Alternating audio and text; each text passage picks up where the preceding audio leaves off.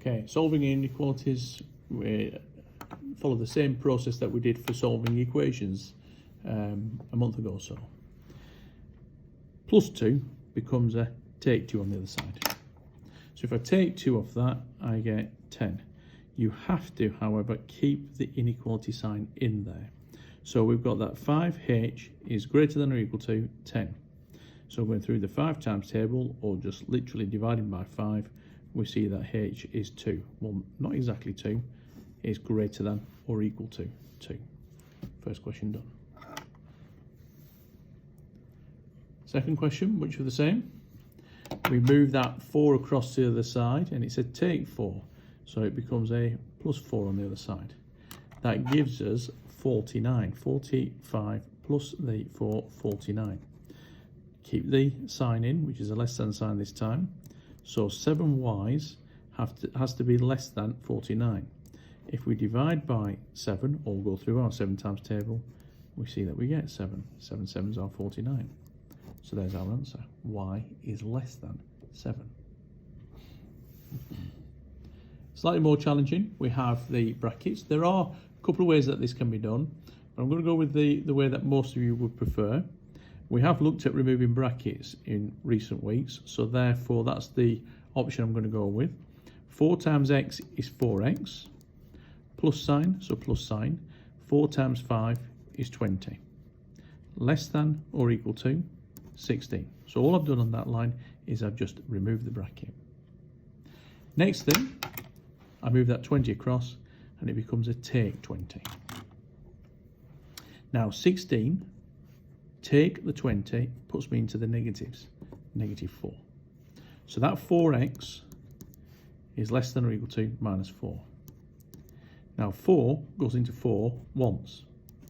So our answer is minus 1. So x is less than or equal to minus 1.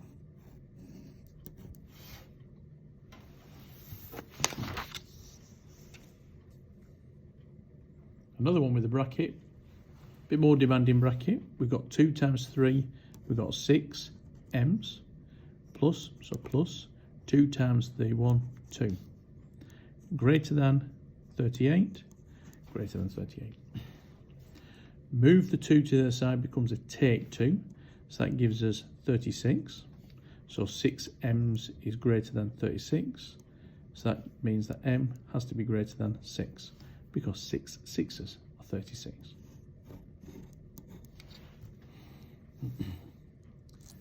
Now the other type of simultaneous equations of the inequality to solve is where you've got the inequality line and you have to put circles in place of these.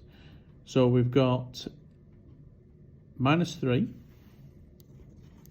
we've got 2, and our value of x is between those two numbers, so a line joining those two. However, it says that it can equal the minus 3, so therefore that circle needs to be shaded. But that circle is not shaded because we can't have it equal to 2.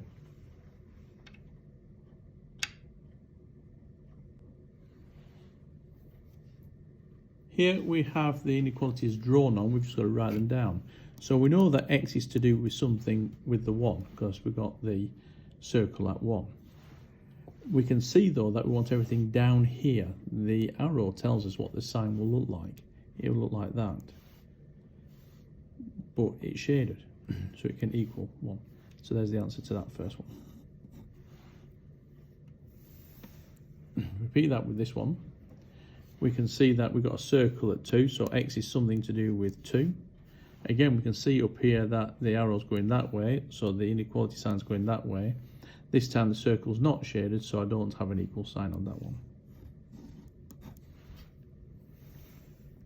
And just like one of the previous examples, here we've got that x is between two numbers, so minus 5 there, nothing there. Now between the two numbers, you always have your inequalities as less than signs, because x is between these two. But we notice that at nothing, it can equal nothing, so we need a line on that one. And there's your answer to that one.